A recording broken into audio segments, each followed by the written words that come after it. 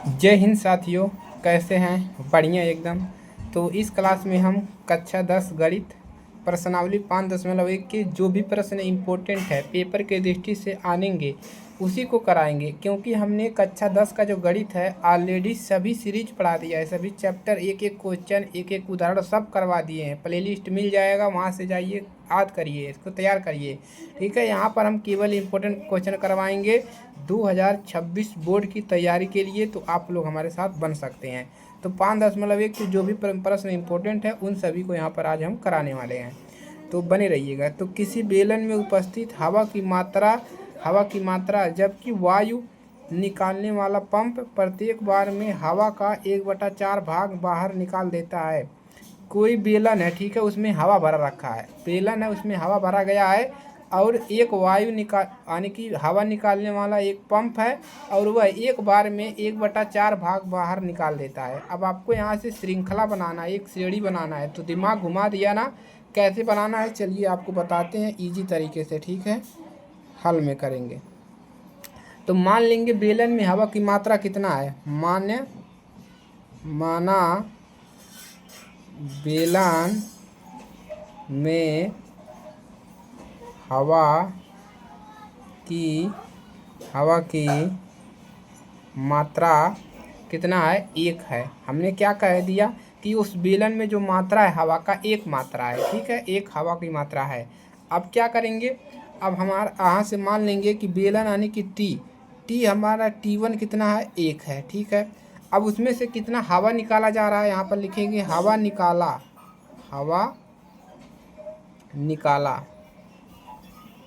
हवा कितना निकाला, हवा निकाला जो है, हवा निकाला 1/4 हवा निकाल दिया।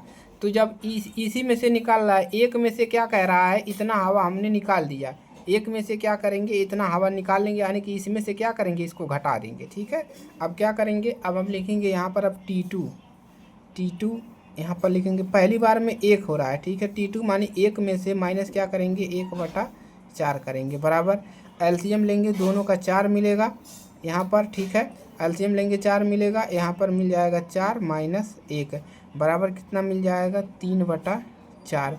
दोबारा कितना हवा निकाला, इतना निकाला। ठीक है, अब देखिए जब इतना हवा निकाला, अब उसके बाद फिर लिखेंगे, क्या लिखेंगे, हवा निकाला, दो श्रेणी बना, अब लिखेंगे हवा निकाला।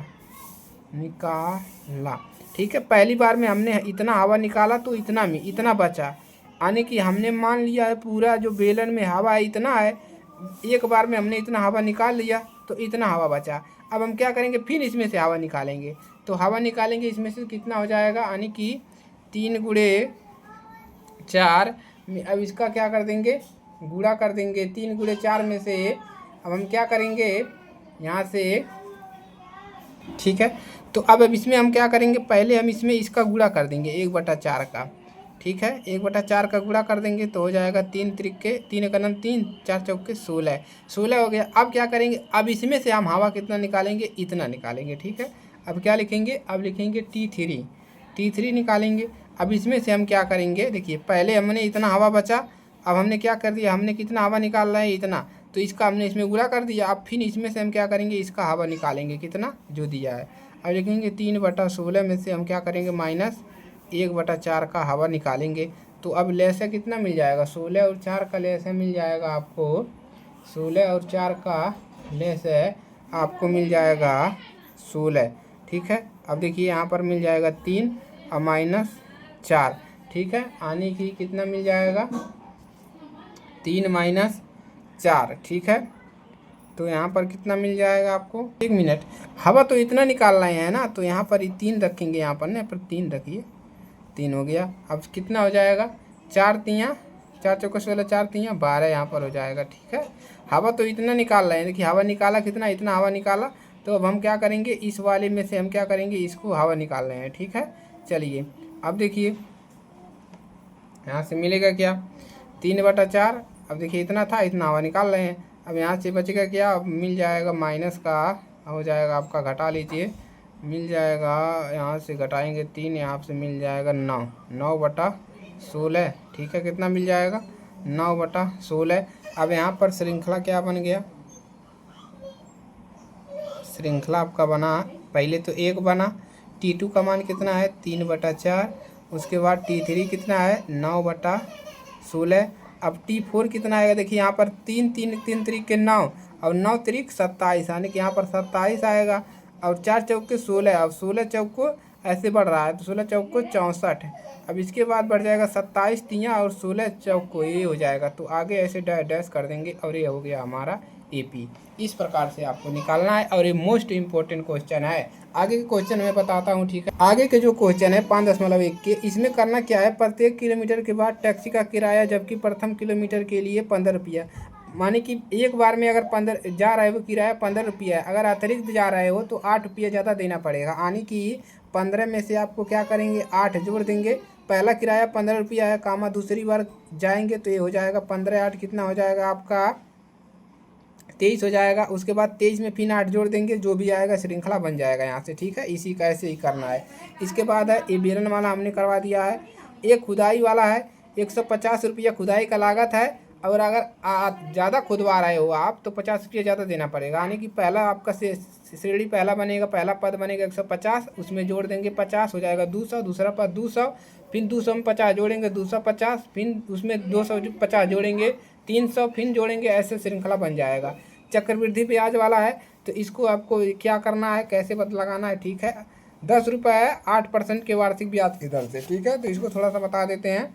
तो 10,000 है, जैसे परसेंट कितना है 8 गुणे 1 बटा में क्या कर देंगे 100 से भागा कर देंगे। जो भी मान आएगा उसमें दोबारा क्या करेंगे, जो भी आंसर आएगा फिर उसका क्या निकालेंगे। जैसे मान लीजिए आंसर आ गया 1,800, ठीक है। तो इसमें अब 10,800, अब इसमें क्या करेंगे फिर 8% निकालेंगे, तो जो भी मान आएगा श्रृंखला बन जाएगा, ठीक है। इस प्रकार से अब देखिए अगला क्वेश्चन क्या करना है। दी हुई AP के प्रथम 4 पद लिखिए जबकि प्रथम पद A और सर्वांतर D लिखित है। तो इसमें भी थोड़ा हम बता देते हैं आपको, ठीक है, कैसे निकालना है। प्रथम पद कितना है, A बराबर 10, D बराबर 4। देखिए A बराबर दिया है 10 और D बराबर कितना दिया है 10। तो हमने एक फार्मूला आपको बताया था, अगर A और D पता है तो कितना पद निकालना है 4 पद। तो 4 पद के लिए फार्मूला क्या होता है, A plus D, A plus 2D, A plus 3D, ये फार्मूला होता है कामा डैश डैश डैश। तो इसी पे रख दीजिए। A का मान कितना है 10, A का मान 10 प्लस D का मान 10 प्लस A का मान 10 प्लस 2 गुणे D का मान 10 कामा A का मान 10 प्लस D का मान कितना है 3 गुणे D का मान 10 कामा डैश। इसको कर लेंगे हल, 10 गुणे ये हो जाएगा 20 प्लस ये हो जाएगा 20, 10 दूना कितना हो जाएगा 20 और ये हो जाएगा 30। उसके बाद 10 तियाँ 30, 10 40, ऐसे बन जाएगा। यही फार्मूला याद करना है, ठीक है। इसी पे सारा क्वेश्चन इसी पे लगने वाला है, ठीक है। तो देखिए इसमें 1 2 3 4 5 क्वेश्चन है, पाँचों सेम उसी फार्मूले पे लगेगा। उसके बाद इसमें क्या निकालना है, तीसरे वाले में निकालना है एक समांतर श्रेणी दिया है, इसका निकालना है प्रथम पद, ठीक है। प्रथम पद कैसे निकलता है, प्रथम पद A हो जाएगा, सबका प्रथम पद A हो जाएगा पहला वाला। सर्वांतर कैसे निकालोगे, दूसरका वाले में से पहला घटा दोगे, ठीक है। 3 में से जैसे 1 में से 3 घटाओगे तो -2 मिलेगा। जैसे इसमें से अगर इसको घटाओगे तो कितना मिल जाएगा, माइनस का मिल जाएगा 4। और 1.7 में से 1.6 घटा देंगे, 1.1 बचेगा और इसमें से इसको घटा देना है, ऐसे ही लगेगा, ठीक है। और लास्ट वाले में क्या करना है, इसमें निकालना है, इसमें बताना है कि कौन इसमें बताना है कि कौन सा समांतर श्रेणी है, कौन समांतर श्रेणी नहीं है। तो हमने क्या फार्मूला बताया समांतर श्रेणी ज्ञात करने के लिए, जिसका जो सर्वांतर है यानी कि जो समांतर श्रेणी है उसका क्या करना है, सर्वांतर निकालना है D। तो समांतर श्रेणी के लिए हमने आपको फार्मूला क्या बताया, चलिए एक बता देते हैं। जैसे यहाँ पर दिया है पहला क्वेश्चन 2, 4, 8, 16। हमने क्या बताया था कि समांतर श्रेणी कैसे पता करेंगे कि है कि नहीं, निकालेंगे यहाँ पर पहला पद, दूसरा पद, तीसरा पद, चौथा पद। तो दूसरा में से क्या करेंगे, A2 माइनस A1 करेंगे, उसके बाद A3 माइनस A2, उसके बाद A4 माइनस A3, ऐसे निकाल लेंगे।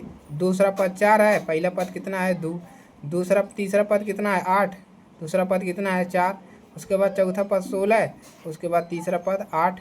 अब इसी को क्या करना है, देखना है 2 बचा, यहाँ पर कितना बचा, 4 में से 8 निकालेंगे, 8 में से 4 निकालेंगे कितना बचेगा, 4 बचेगा, 16 में से 8 जाएगा 8।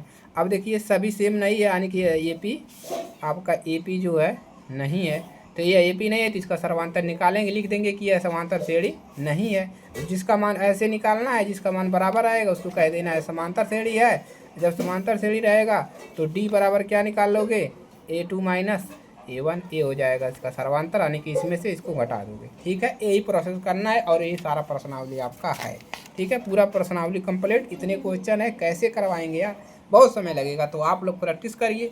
ठीक है, कोई भी समस्या होगा तो हमारे पास कमेंट करिए। ठीक है, तो पहला प्रश्नावली कंप्लीट हो गया। ठीक है, चलिए, जो हमको लगता था कि आप लोग नहीं लगा पाएंगे उस प्रश्न को हमने करवा दिया है। बाकी इन सभी प्रश्नों को हमने ऑलरेडी उदाहरण इसका करवा चुके हैं, बेसिक समझा चुके हैं। ठीक है, चलिए, तो मिलते हैं इसके अगले पार्ट में प्रश्नावली 5.2 की तरफ। तब तक के लिए जय हिंद, वंदे मातरम, टेक केयर। आप लोग अपना ख्याल रखिए और पढ़ाई करिए, तैयारी करिए।